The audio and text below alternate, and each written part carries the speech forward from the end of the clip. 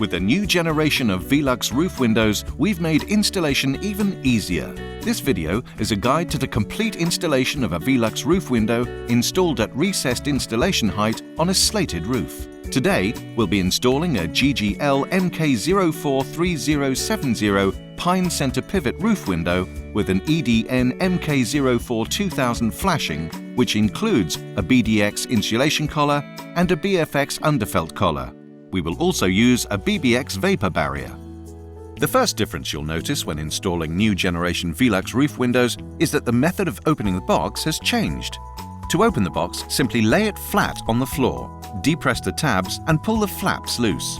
These are then folded back and the box can be flattened down and used as a solid base to work from. Once you've opened the box, you'll notice a few other changes. The window box now only contains the installation brackets, which can be found in a pack at the base of the window, and the hood section, which is contained in a box at the top of the window. The cover parts, which were previously supplied with the window, are now supplied with the flashing kit, so that you'll have them when you need them. Also, the Part 5 flashing parts are now pre-installed on the window. The installation instructions have also changed. These now offer alternatives depending on the color-coded square found on your VELUX flashing kit. They also feature QR codes to link you to useful installation videos. As we're using an EDN flashing, which has a blue-colored square, we'll follow the instructions on the blue section of the fitting guide. The next stage is to remove the sash from the frame for ease of handling. The method for carrying this out has also been improved.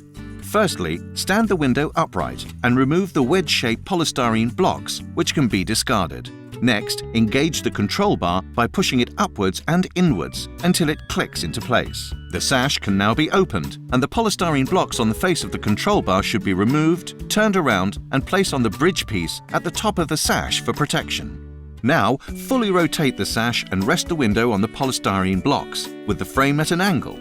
The buttons on the hinges should now be depressed to disengage the sash from the frame, and the frame lowered onto the ground. The sash can now be left in a safe place until we need it later.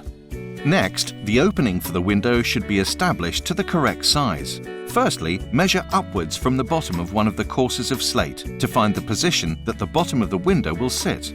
You should leave a gap of at least 140 mm between the bottom of the window and the batten directly below it. The width of the opening should be 50 to 60 mm wider than the window itself. To find the position of the upper installation batten, measure a distance the height of the window plus 55 mm from where the bottom of the window will sit. Fix the upper installation batten in place. The slates around the opening should now be removed. Infill battens should be installed at the sides of the opening, top and bottom, as this is where the brackets will rest. Excess felt should now be trimmed back and fixed in place over the surrounding timbers at the sides and top of the window to provide additional waterproofing. The felt at the bottom of the window should be trimmed back so that it finishes the height of the window plus 105 mm away from the top batten. We'll start by opening the flashing box using tear-off strips. This box also contains our BDX insulation collar. The instructions from the flashing box can now be referred to for the remainder of the installation. We will assemble the insulation collar by clipping the corners together as shown. It's then lifted into position tight to the top of the opening, ready for the frame to be installed. Next, we need to fix the brackets to the window, following the instructions in the blue section of the fitting guide. You'll notice a red and blue line running down the side of the window. These indicate where the brackets should be fitted, dependent on the color code of the flashing that you're using. With our EDN flashing, the bracket should be fitted at the blue line level. As we can see from the instructions, in blue line installations, the brackets are fitted to the sides of the window at the top and bottom. The pre-drilled pilot holes will help you position the brackets correctly. These are now fitted using the screws supplied in the bracket box. Self-adhesive foam gaskets from the flashing box are fitted to the sides and top of the window. The frame of the window is now lifted into position, ready to be fixed in place. Firstly, we will fully fix the bottom brackets of the window with a 30mm and 80mm screw in each bracket, making sure that the 80mm screws are drilled through the infill batten and counter batten, if the roof has one, into the rafter. At the top of the window, a 30mm screw is used in one of the horizontal slotted screw holes but left 10mm proud. The Part 5 flashing parts can be removed at this stage if you find it makes it easier for you to take the sash in and out of the frame. These are unclipped using the plastic fixing on the underside of the cover part. Replace the sash into the frame by lining up the curved hinge pieces of the sash with the corresponding slots on the frame.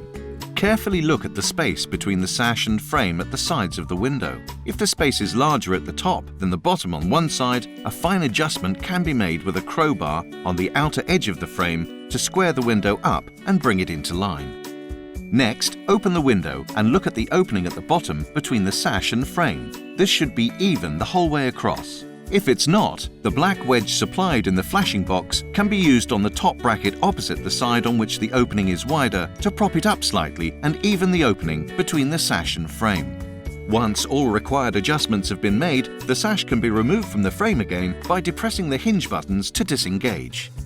Now fix the upper brackets by fully fixing the 30mm screws and adding 80mm screws through the battens to the rafters.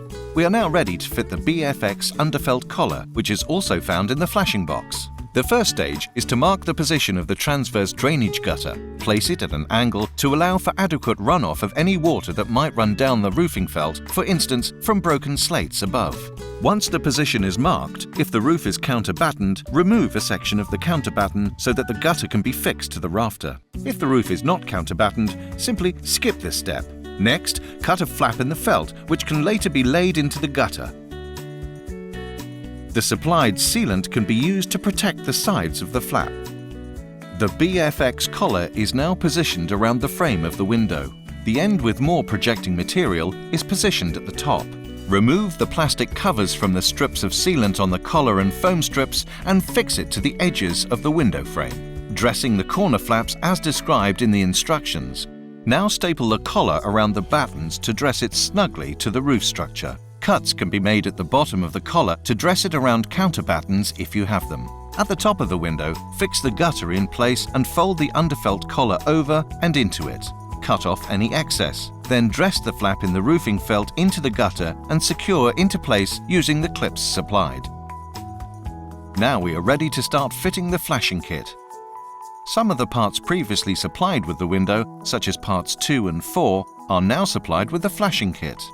Having replaced the slates around the bottom of the window, take flashing part 1, the bottom apron, and place it in position. Fix in place by screwing down part 2, making sure to also fix it to the sides of the frame. Part 3, the soakers, are now fitted. Trim the upstand of the bottom soaker to match the profile of the bottom flashing piece. Soakers should be placed between the slates which run up the side of the window, ensuring that they cover each other to form an unbroken barrier. These are then secured in place by pinning them to the battens through their top outer corners. Take care to trim any of the upstand of the final soaker which projects above the top of the window. At this stage, the Part 5s pre-installed on the window should be removed if you've not done so already. Part 4, the side frame covers, are now placed in position and clicked into place. The Part 5s are refitted by slotting them into the black housing at the top of the window and clicking the plastic fixing into place at the hinge. The hood section of the window should now be screwed into place, making sure to discard the polystyrene packing piece on the inner side. Finally, Part 7, the top flashing piece, is positioned, then fixed with the fold-down tabs either side of the window. We can now finish slating around the window, ensuring good coverage in all areas. 60 to 100 mm of space should be left between the course of slates above the window and the top of the window to allow rainwater to drain freely.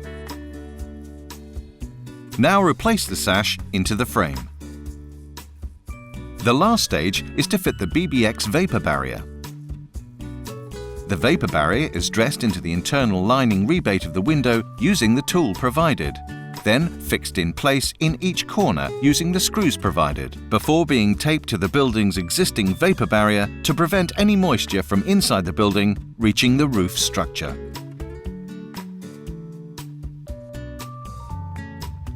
The installation is now complete.